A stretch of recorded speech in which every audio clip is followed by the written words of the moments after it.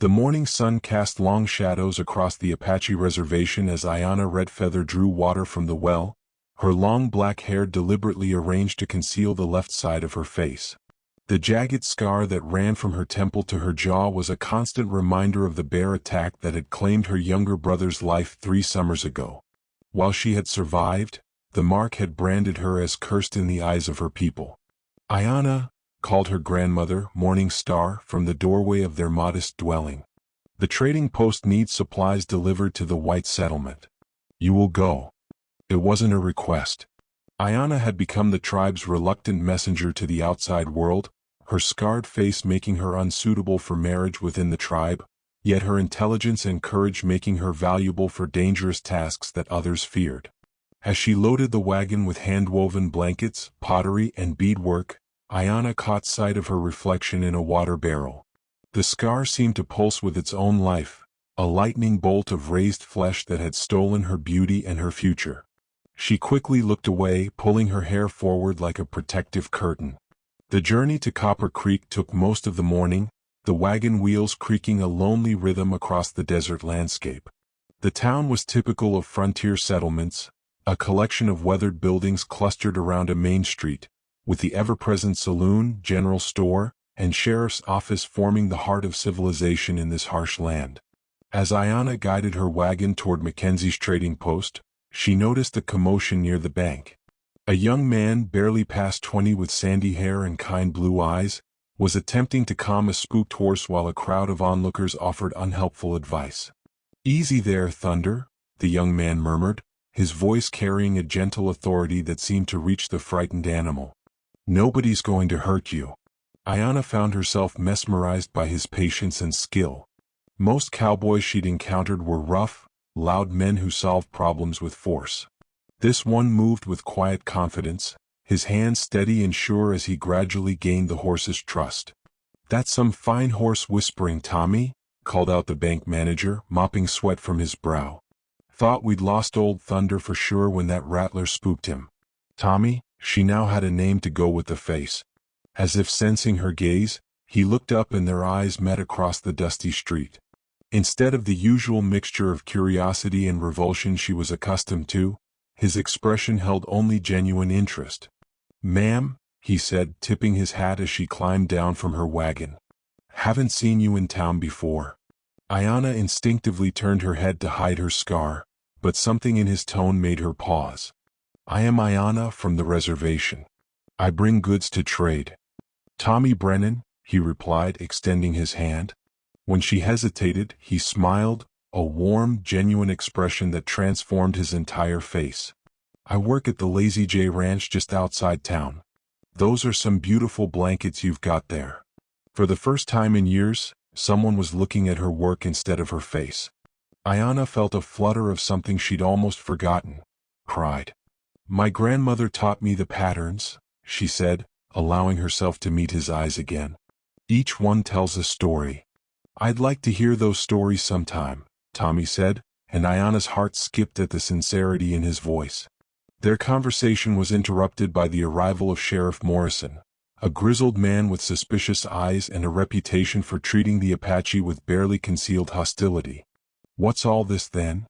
Morrison demanded, his hand resting on his gun belt. "You causing trouble, girl?" "No trouble, Sheriff," Tommy interjected smoothly. "Miss Ayanna here was just telling me about her beautiful crafts. Finest work I've seen." The sheriff's eyes narrowed as he took in Ayanna's appearance, his gaze lingering on her scar with undisguised disgust. "Well, see that it stays that way. We don't need any Indian trouble in this town." As Morrison stalked away, Ayanna felt the familiar shame wash over her. But when she looked at Tommy, she saw anger in his eyes, not at her but at the sheriff's treatment of her. "Don't mind him," Tommy said quietly. "Some folks around here need to learn some manners." For the first time in 3 years, Ayanna smiled. Over the following weeks, Tommy found excuses to visit town whenever Ayanna made her trading runs. What started as casual conversations about her crafts gradually deepened into something neither had expected: genuine friendship. Tommy would help her unload her wagon, carry heavy items into the trading post, and always made sure to compliment her work in front of other customers. You know, Tommy said one afternoon as they sat on the porch of Mackenzie's trading post, sharing a bottle of sarsaparilla, I've been thinking about those story blankets of yours. Ayana looked up from the beadwork she was mending, unconsciously angling her face to hide her scar. It had become such an ingrained habit that she barely noticed doing it anymore. What about them? She asked. Well, I was wondering if you might teach me some of those stories. I mean, if it wouldn't be inappropriate or anything. The request surprised her. In all her years of trading with white settlers, no one had ever expressed interest in Apache culture beyond what they could buy or sell. Why would you want to know our stories? She asked, genuine curiosity in her voice. Tommy was quiet for a moment, his blue eyes thoughtful as he watched a tumbleweed roll down the dusty street. I guess because stories are what make us who we are. And I'd like to understand who you are, Ayana. The simple honesty of his words hit her like a physical blow. When was the last time anyone had wanted to understand her? Since the bear attack, she had become invisible to her own people, a reminder of tragedy and bad luck. Yet here was this young cowboy, genuinely interested in her thoughts and dreams. There is a story, she said slowly, about a young woman who was marked by the spirits. Marked how? Ayana's hand unconsciously moved toward her scar, then stopped. The spirits gave her a sign that she was chosen for a special purpose, but her people saw only the mark itself, not its meaning. Tommy leaned forward, his attention completely focused on her words. What was her purpose? She was meant to be a bridge, Ayana continued, surprised by her own boldness, between two worlds that feared each other. But first she had to learn to see her mark not as a curse, but as a gift. And did she? Learn to see it as a gift. Ayana met his eyes and for a moment forgot to hide her face. I don't know. The story isn't finished yet. Their conversation was interrupted by the arrival of Jake Morrison, the sheriff's son and the town's self-appointed troublemaker.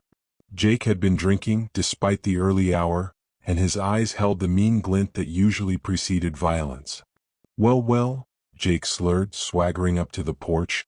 If it isn't Tommy Brennan and his pet Indian. Heard you two have been getting mighty friendly. Tommy stood slowly, his easygoing demeanor shifting into something harder, more dangerous. Afternoon, Jake.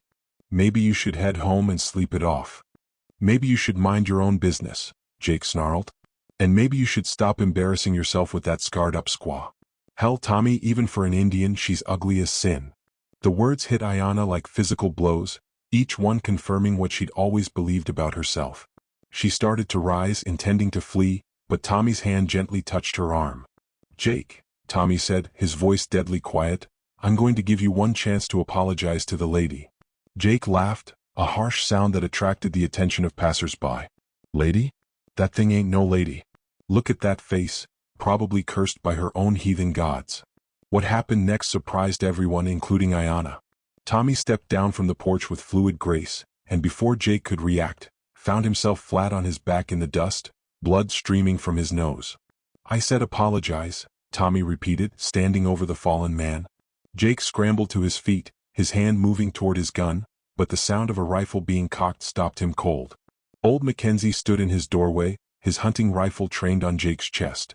I think you've caused enough trouble for one day, boy, Mackenzie said calmly. Why don't you run along home to your daddy? As Jake stumbled away, muttering threats and curses, Tommy turned back to Ayana. She was staring at him with a mixture of gratitude and disbelief. You didn't have to do that, she said softly. Yes, I did, Tommy replied, settling back beside her on the porch. Nobody talks about my friend that way. Friend. The word wrapped around Ayana's heart like a warm blanket, and for the first time since the bear attack, she felt like she might belong somewhere after all. News of Tommy's confrontation with Jake Morrison spread through both the town and the reservation like wildfire, creating ripples of tension that neither Tommy nor Ayana had anticipated. The sheriff made it clear that Tommy was no longer welcome in town, while Ayana faced increasing pressure from her tribal elders to end her association with the white cowboy. You bring shame upon our people, declared Chief Standing Bear during a tribal council meeting. This friendship with the white man makes us appear weak to our enemies. Ayana stood before the council, her chin raised defiantly despite the trembling in her hands. Tommy Brennan has shown me more respect than I have received from my own people since the bear marked me. The bear marked you as cursed, spat Medicine Man Grey Wolf. And now you spread that curse to others. End this foolishness or face banishment. The threat hung in the air like smoke from a dying fire. Banishment meant death in the desert, alone and without protection. But as Ayanna looked around the circle of stern faces, she realized she was already alone. Meanwhile, Tommy faced his own challenges at the Lazy J Ranch. Ranch owner John Jameson called him into the main house for what Tommy knew would be an uncomfortable conversation.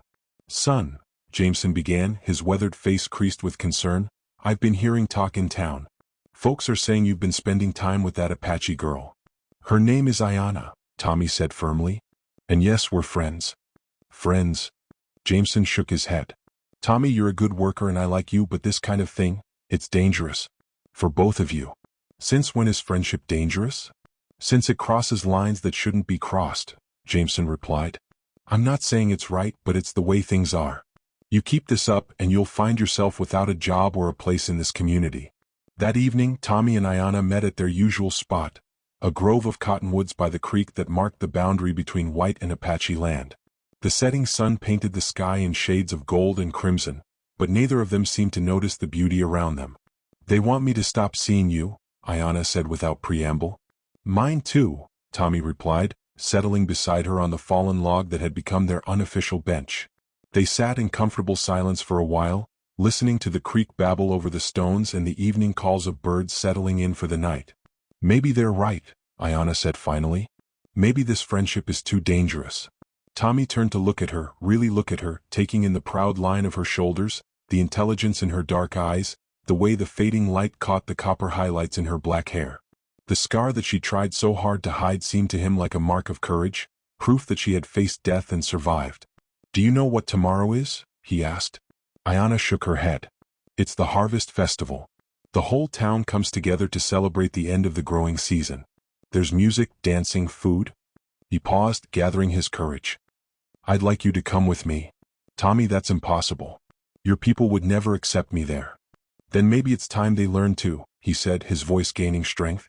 "Ayanna, I don't care what they say about you, about us. You're the best person I know, kind, intelligent, brave. If they can't see that, then they're the ones who are blind." Ayanna felt tears prick at her eyes. "My scar." "Your scar is part of your story," Tommy interrupted gently. "And your story is beautiful." The next evening, as the harvest festival reached its peak, the entire population of Copper Creek had gathered in the town square. Lanterns hung from every post and tree, casting a warm glow over the festivities. The local band played lively tunes while couples danced and children ran between the tables laden with food. Sheriff Morrison stood near the bandstand, his eyes constantly scanning the crowd for trouble. He spotted his son Jake nursing a bottle of whiskey near the saloon and made a mental note to keep an eye on him. The music suddenly faltered and died as a murmur ran through the crowd. People turned to stare as Tommy Brennan walked into the square, his arm linked with that of Ayanna Redfeather. She wore her finest dress, a beautiful creation of soft deerskin decorated with intricate beadwork, and her long hair was braided with colorful ribbons. But it was her face that drew the stares. She had pulled her hair back, fully revealing her scar for the first time in public. The silence stretched like a taut rope ready to snap. The tension in the town square was thick enough to cut with a knife as Tommy and Ayanna stood at the edge of the crowd, every eye upon them. Ayanna's courage began to falter under the weight of so many stares, and she instinctively started to turn her scarred side away from the crowd. "Don't," Tommy whispered, his hand gently touching her chin. "Don't hide from them. You have nothing to be ashamed of." Sheriff Morrison pushed through the crowd, his face red with anger. "What the hell do you think you're doing, Brennan? This is a respectable gathering, not some circus sideshow." "I'm attending the harvest festival with my friend," Tommy replied calmly, though Ayanna could feel the tension in his arm where it linked with hers. "Friend?" Jake Morrison stumbled forward, his words slurred with whiskey. "That what you're calling it now? Everyone knows what you really want from that scarred-up savage." A collective gasp rose from the crowd at Jake's crude words. Several women covered their children's ears, while the men shifted uncomfortably, unsure whether to intervene or simply watch the drama unfold. Ayanna felt her face burn with shame and humiliation. This had been a mistake, a terrible, foolish mistake. She started to pull away from Tommy, ready to flee back to the reservation and accept whatever punishment awaited her there. But Tommy's grip on her arm tightened, not painfully but firmly. "Jake," he said, his voice carrying clearly across the square, You're drunk and you're making a fool of yourself. Again. I'm making a fool of myself? Jake laughed harshly. You're the one parading around with damaged goods. Hell, even her own people don't want her. Why else would she be sniffing around white men? The words hit their mark and Ayanna flinched as if she'd been struck. She could see the faces in the crowd, some disgusted, some curious, some pitying. But all of them saw her as Jake did. Damaged goods, a curiosity, something less than human. My scar is shame for my tribe, she whispered, the words torn from her throat like a confession. They see it as a mark of failure, of weakness. Maybe they're right. Maybe I should. She never finished the sentence because Tommy Brennan, that kind, gentle cowboy who had shown her more respect and friendship than she'd known in years, suddenly cupped her face in his hands and kissed her. Not a gentle, hesitant kiss, but a passionate, claiming kiss that declared to everyone watching that he was proud to be with her, scar and all. The kiss lasted long enough for the entire crowd to understand exactly what they were witnessing, and when Tommy finally pulled back, his eyes were blazing with determination. This woman, he announced, his voice carrying to every corner of the square, is the bravest, most beautiful person I've ever known. Her scar isn't a mark of shame, it's a badge of courage. She faced down a grizzly bear to save her brother's life, and she survived when most men wouldn't have. If you can't see the beauty in that kind of bravery, then you're the ones who are blind. The silence that followed was deafening. Ayanna stared up at Tommy in shock, her heart pounding so hard she was sure everyone could hear it.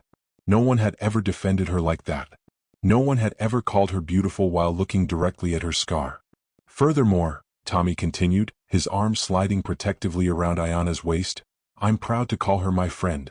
And if that makes me unwelcome in this town, then this town isn't worth being welcome in. Old Mackenzie was the first to move, stepping forward from the crowd with a slight smile on his weathered face. Well, I'll be damned, he said loud enough for everyone to hear. About time someone in this town showed some backbone. He tipped his hat to Ayanna. Miss, you're welcome in my store anytime. Mrs. Henderson, the schoolteacher, was next. That was beautifully said, Mr. Brennan. Miss Ayanna, I've admired your beadwork for months. Perhaps you'd consider teaching some of our young ladies your techniques? One by one, other townspeople began to step forward, offering words of welcome or simply nodding respectfully. Not everyone, Sheriff Morrison stalked away in disgust, dragging his protesting son with him, but enough to show that the tide was turning. As the band hesitantly resumed playing and the festival slowly returned to life, Tommy led Ayanna to a quiet corner where they could talk. Why? She asked, her voice barely above a whisper. Why did you do that? Tommy smiled, the same warm, genuine smile that had first captured her attention weeks ago. Because someone needed to show this town, and you, that your worth isn't determined by a scar. Because you deserve to be seen for who you really are. And because... He paused, his cheeks reddening slightly. Because I'm falling in love with you, Ayanna Redfeather. Scar and all. Tears streamed down Ayanna's face, but for the first time in 3 years, they were tears of joy. I love you too, she whispered, and when he kissed her again, she kissed him back with all the passion and gratitude in her healing heart. Around them, the harvest festival continued, but for Tommy and Ayanna, the real celebration was just beginning. This story explores themes of prejudice, courage, and the transformative power of love and acceptance. Set against the backdrop of the American frontier, it shows how one act of brave defiance can begin to change hearts and minds, while celebrating the strength found in embracing one's scars rather than hiding from them.